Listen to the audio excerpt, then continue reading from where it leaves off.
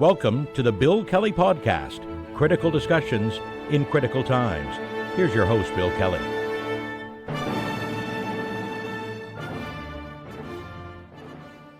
Welcome to another edition of the Bill Kelly Podcast, critical discussions in these very critical times. I'm your host, Bill Kelly. Good to have you with us today. Thanks, by the way, to all the folks that are subscribing to the podcast. These are very, very difficult times, and we need to have these conversations. And your support for the podcast really enables us to continue our work to bring these stories to you and give you the information as opposed to the spin that so many people are putting on it.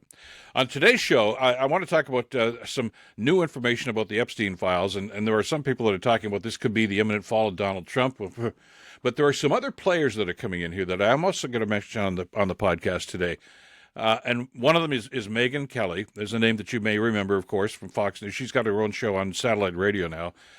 There are some comments that she has made about this and about Jeffrey Epstein that, quite frankly, I find shocking and disgusting. And there's quite a bit of pushback on that. We're going to get into that in just a couple of minutes. And also author Michael Wolff, who seems to be surrounding, he's always on the periphery of so many of these emails.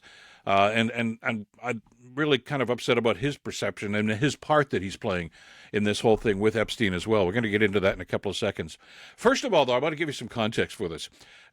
This has been around for quite some time. It predates even Trump's first term as president, about Jeffrey Epstein and the accusations of the island and where's the list? Who are the people that were involved with the list? Who was taking part in all this? Was Trump on there? Is Trump named in this? You've heard all the questions before.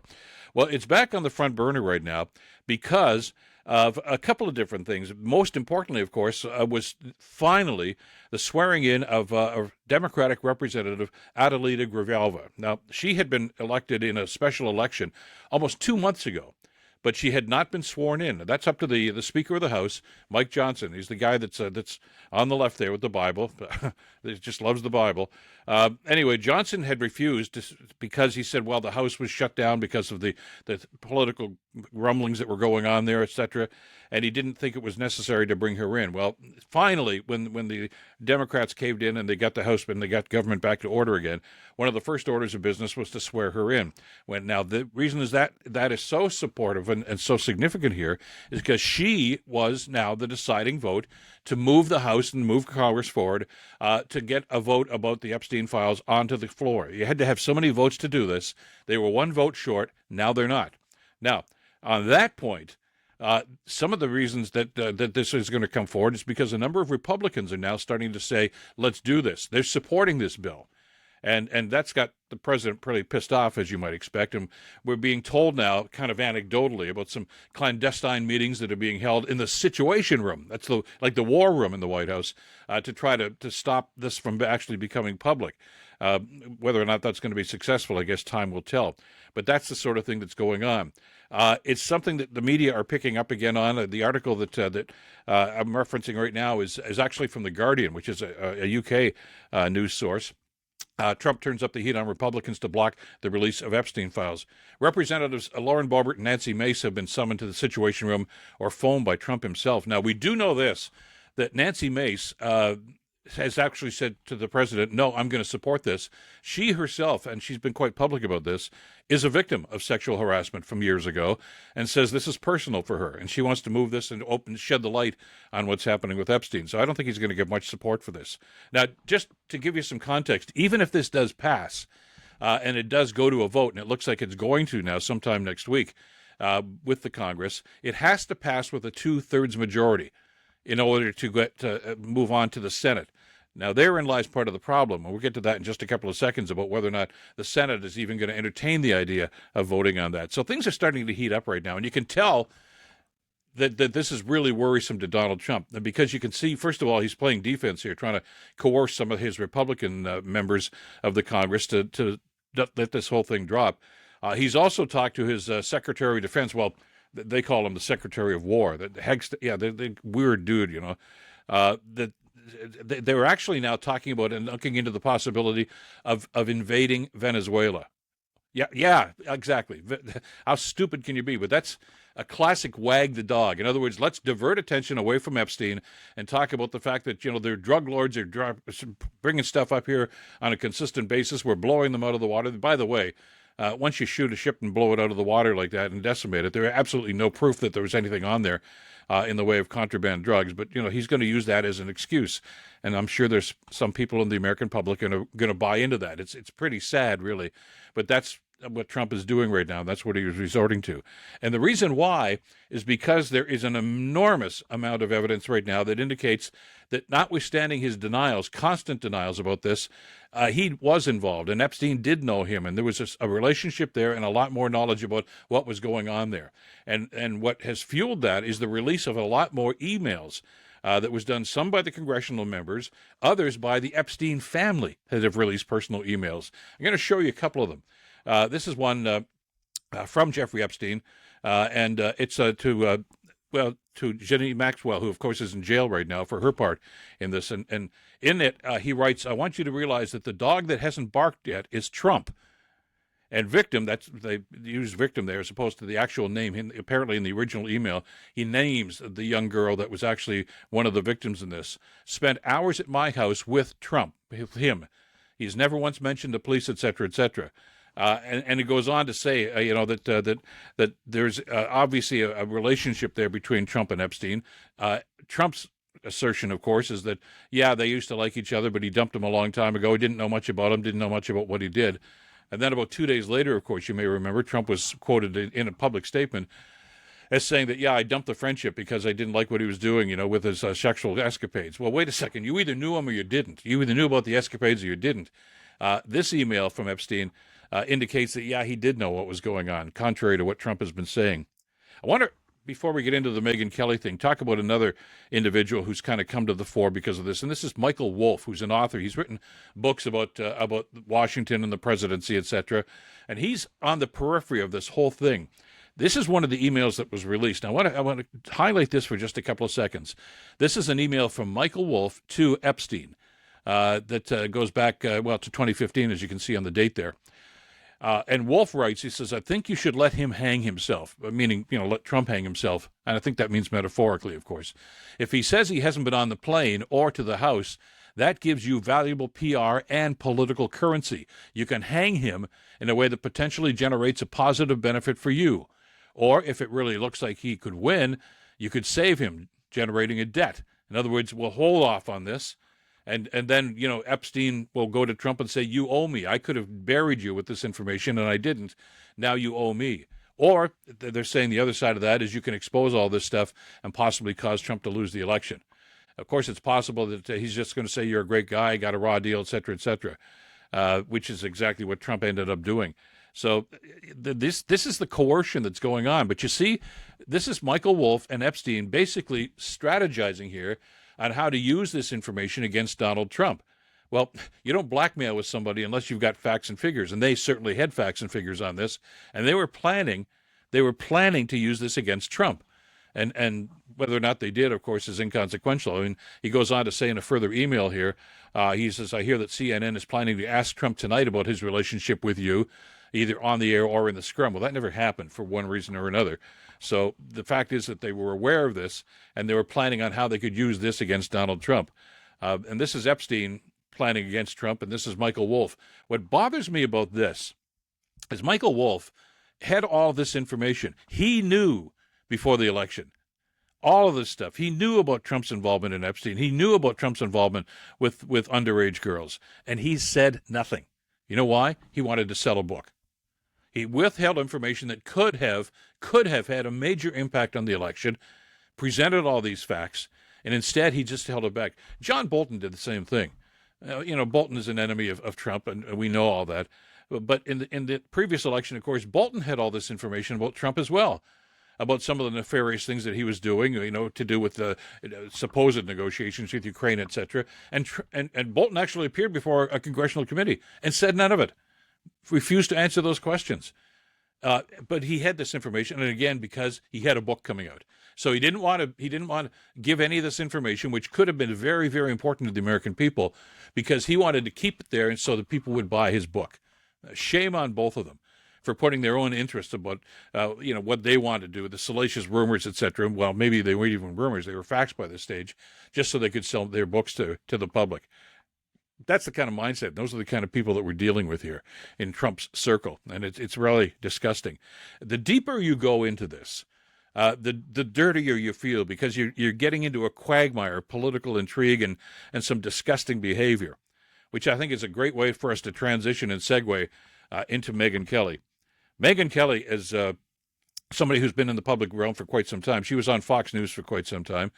Left there. She was one of the Fox News people that actually was involved in the sexual harassment scandal. She was accusing Rupert Murdoch and others of sexual harassment. Well, she left Fox News after that and went on to NBC for about an hour and a half, I guess, until they fired her for some of the outrageous comments, demanding and swearing, that Santa Claus was white. Why would they portray him as anything else? And made some other comments about blackface and people of color. So NBC dumped her pretty quickly. Well, she's on satellite radio now. She's got her own show. And she has weighed in on this. And the other day on the show, she made some comments about Jeffrey Epstein and whether or not he was a pedophile. And she said she had information from somebody who was very, very close to the situation that indicated that, well, because these were 15-year-old girls and not 5-year-old girls. I know, I hate going down this road, but she's already done this. Everybody jumped on this. Jen Psaki on MSNBC talked about this, and Laura Coates on her program yesterday evening had a panel discussion where they got into this, and she actually played part of the clip from Megyn Kelly's show. Let's run this right now. This is from Laura Coates on CNN just the other night. Trump supporters grappling with the Epstein emails in a variety of different ways. You have the podcast host, Megyn Kelly, who says that she's not excusing Epstein's behavior, but explain why she thought he wasn't a pedophile. Listen to this. This is this person's view, who was there for a lot of this, but that he was into the barely legal type. Like he liked 15-year-old girls. I don't know what's true about him, but we have yet to see anybody come forward and say, I was I was under 10. I was under 14 when I first came within his purview. Look, you can say that's a distinction without a difference. No, it's not. I think there is a difference. Yeah. There's a difference between a 15-year-old and a 5-year-old. Yeah. It's just whatever. It's sick. Every time we start talking about Epstein, it makes your skin crawl. Right? The whole thing is just disgusting. Totally. It's disgusting. Megyn Kelly is disgusting to even make that distinction. And what's this thing about barely legal? 15 is barely legal. So in other words, you get a pass if you're 15. It's against the law. And I don't understand why she can even make this distinction, that no 4 or 5-year-olds have come forward. No, they haven't. Not yet, but they may well be named in those documents. And maybe that's information that the American public should have information about. We don't know how ugly this gets. I got a pretty good idea, and I think we're getting a deeper indication about just how dark this whole circumstance is with Epstein and with Trump and other names who are probably on that list. And that's one of the other things I find frustrating about this whole thing, too, is look at, first of all, when Pam Bondi was sworn in as the Attorney General just after Trump took office earlier this year, she said she had the list. She had the Epstein list on her desk. Remember that quote? It's on my desk, and I'm going to look after it, and we're going to, release everything. Well, then about a week and a half later, she said, well, there's no such thing. There was no list. Are you kidding? There is a list. Someplace there is a list. And I don't give a damn, and I think at this point, most of the American people don't give a damn. I don't care. Prince Andrew is on the list. We know that, and you see what, the king has done as a result of that. The rest of it is speculative. Is Bill Clinton on the list? I don't care. If you're ruining people's lives and careers, too damn bad. You make your choices and you live with the consequences of that. I think the American people have a right to know everything and everybody that was involved in this disgusting enterprise for as long as it went on. We know about Epstein. We know about his girlfriend, who apparently it looks like now she's going to get a pardon from Trump for her silence. And she's already gone public and said in a document that she did an interview with the Assistant Attorney General that said she never saw Donald Trump do anything wrong. Oh, okay. Well, you can get out of jail for that one. That's a get out of jail card for her. The whole thing is disgusting, and the coercion that's going on and the manipulation that's going on.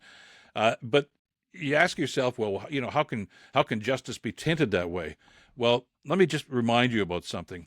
All right. The Attorney General is appointed by Donald Trump. The Attorney General is supposed to work for the people. The oath that everybody who's sworn in as the Attorney General, as Department of Secretary of Defense, whatever it is, their oath is to the Constitution and not to the president. But Trump wants everybody to be loyal to him. In other words, your loyalty to Donald Trump is supposed to supersede everything else. We saw this happen with the FCC just some months ago. The FCC is the Federal Communications Commission. It's the American version of we in Canada, we have the Canadian Radio Television Commission, which is supposed to oversee broadcasting, right? And they're supposed to be the adjudicator of all things going on in the broadcasting industry. They're supposed to be objective. They don't work for the government. They work for the people. And that's what the FCC chair is supposed to do. Well, Trump, of course, fired the guy that was there and put his own guy in charge of the FCC. And it was that guy that basically told CBS, fire Stephen Colbert. If you want your license renewed, if you want the sale of your network to go through, you got to fire Stephen Colbert, which they did. They tried to get Jimmy Kimmel fired, too. They've also said that news networks that are spouting what they called anti-Trump dogma could actually lose their licenses. So this guy is no longer working in the best interest of broadcasting. He's simply Donald Trump's lapdog in the FCC.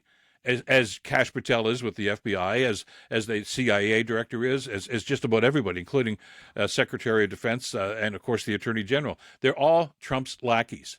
They do not work for the American people. They work for Donald Trump, which, again, is an example, and a classic example of the oligarchy that's been put in place right now. This is not a democracy in the United States anymore. It's a strongman. I find that ironic, by the way. It's somewhat contradictory. I know you got a weak man who's actually a strong man, but it's because he's basically stacked the deck in his favor in just about every regard. So the idea that justice is actually going to come out of this whole situation is still in doubt, because the wheels of justice have been grinding to a halt here because of what Donald Trump is doing. They may well get a vote in the Congress later on this week, but that doesn't necessarily mean that this is going to carry through to the Senate and otherwise. As pointed out, I mentioned the article in The Guardian just a couple of minutes ago, and they mentioned that right near the end of the article, that I think puts everything in context about just what might happen here. That even if there is a vote, even if the Congress does pass the resolution to open all the Epstein files up to the public by that 2/3 majority, the Senate leader in the Senate, this is the guy that took Mitch McConnell's place, and he's just as much of a lackey as McConnell was, that he's already said right now that he's not so sure that they even want to entertain the idea of voting on this. So it may not even come to a vote in the Senate. And if it doesn't come to a vote in the Senate and become law, it's like then it dies. It just fizzles all the way out, or so they think it's going to anyway. If it were to pass the Senate and go through the Senate, then it goes to the president's desk and has to be signed into law. Now, the problem with that is if they get this supermajority that they're talking about right now, apparently the president cannot use a veto on this. He's got to sign this, or not. I mean, the fact that he has to do something, the fact that there's a legal requirement to do something, has never stopped Donald Trump from simply saying, no, I'm not going to do this. So this is nowhere near coming to the finish line. And he's going to do everything in his power to block this whole thing and the release of these files. And what the Congress is asking for, and I think what the American people are asking for at this stage, is everything. They want to see names, unredacted, details about exactly what happened and who did what. It's not just about Donald Trump, but it's about everybody else that's involved in this. So Trump is obviously protecting his own butt, but we don't know who else. I mean, we've heard that, that Howard Lutnick is his right-hand guy in commerce. Apparently was a neighbor of Epstein's, and they were very good friends. Is he involved? I don't know. And quite frankly, like as we said earlier, let the chips fall where they may. We need to know. The American people need to know about what went on. This guy's a sleazeball. The people that were involved in this are disgusting, and we want to see justice served. And to Megyn Kelly's point about, no 4 or 5-year-old girl has come forward. What a disgusting perspective on this. But there are people around it right now, the MAGA people, who think that way, that think that what's the big deal? That was then, this is now. So, these were willing participants. No, they aren't. If it's somebody who's underage, in the eyes of the law, they are not willing participants. But people just don't seem to see through that. And they seem to just, think, let's circumvent the law, even though the laws are in place and have been in place for quite some time. If it's Donald Trump doing it, then it's okay. And that's wrong. That's not the way things are supposed to be. I was watching channel surfing the other night, and I came across the Frost Nixon movie. Remember the one that was out some years ago, Ron Howard did? And it was based on quick story here, the 1977 interviews that David Frost did with Richard Nixon, former President Richard Nixon. It was all about Watergate and everything. And the shocking part was the last one of those shows. And it's one of the things that shocked the nation when Nixon said, Frost asked him, did you break the law? And he says, if the president does it, it's not a crime. If the president does it, it's not breaking the law. And people were shocked, like, oh, my God, that's what he thinks? That he's putting himself above the law? And now, look at what's going on in the United States. Look at what's going on with Donald Trump. He's doing that on a consistent basis, basically saying, I'm above the law. And the Supreme Court has substantiated that. What on earth is happening? And how have we come to this point where the idea of democracy, about, nobody is above the law, equal forms of government, and you have to live within the rules of the Constitution, that's all been thrown out the window with this guy. So I'm not confident that even though there may well be new information that's going to come out about Epstein and Trump, that anything's going to come of it. And I think that he's going to do everything in his power to try to block this. Now, the obvious question everybody should be asking, and we've asked on this show, is why? Why is he blocking it? Because he's got something to hide. If he's not mentioned in this, if he's exonerated, then he's got nothing to hide. Clearly, he knows how guilty he is. He knows what he did, and he's afraid that this is going to become public. Now, I don't know if there's anybody in the Senate or in the Congress, in the halls of government there on the Republican side, that's got the backbone to do anything about it. I mean, there are some Republicans in the Congress that are willing to open these files up. But the next question is, if they do that, and if more of this information comes forward, do you have the courage and the backbone and the political will to follow this through, no matter what? And right now, I don't know that too many people have got that. So this is a huge story with huge implications about what's happening. And I know that, people are trying to equate this with Watergate that happened back in the early 1970s. It's a lot different than Watergate, certainly because of the implications. But more importantly, it just seems as if the political will was not there. Maybe that's changing. There are midterm elections that are coming up right now. The overwhelming majority of Americans want to see this information about the Epstein files released. And any effort by any Republican or anybody, I guess, in any one of those houses of government to try to block this is giving the people to do that, the Republicans to do that, they're courting with disaster here because, they could get turfed out because people say, look, you blocked this. You didn't give me the information that I needed. So this is a turning point right now in the American political stream of things. And it's something that we need to watch very carefully. Is democracy still in play in the United States? Is justice still to be carried out in the United States? All questions that need to be answered. And what those senators do and what those representatives, those Congress people do in the next pretty while is going to go a long way towards answering that question. And we'll be watching and certainly talking about this in the days and weeks to come. Anyway, that's it for this edition of the podcast. Thanks, as always, for being with us. We're going to certainly follow up on these stories and some of the reaction to Megyn Kelly and some of the other people involved in this over the next little while. If you're on YouTube watching us, great to have you. Hit that notification bell for us, won't you? And as we mentioned off the top, thanks to everybody for jumping on side with your subscriptions and your support, too. That's greatly appreciated. Thanks to Megyn Kelly for the great work producing the show today. Until next time, I'm Bill Kelly. Stay in touch and stay informed. Bill Kelly Podcast brought to you by Wizen's Law, personal injury lawyers. Listen, you didn't choose to get injured, but you can choose the right lawyer. Wizen's Law, 905-522-1102 or wizenslaw.com.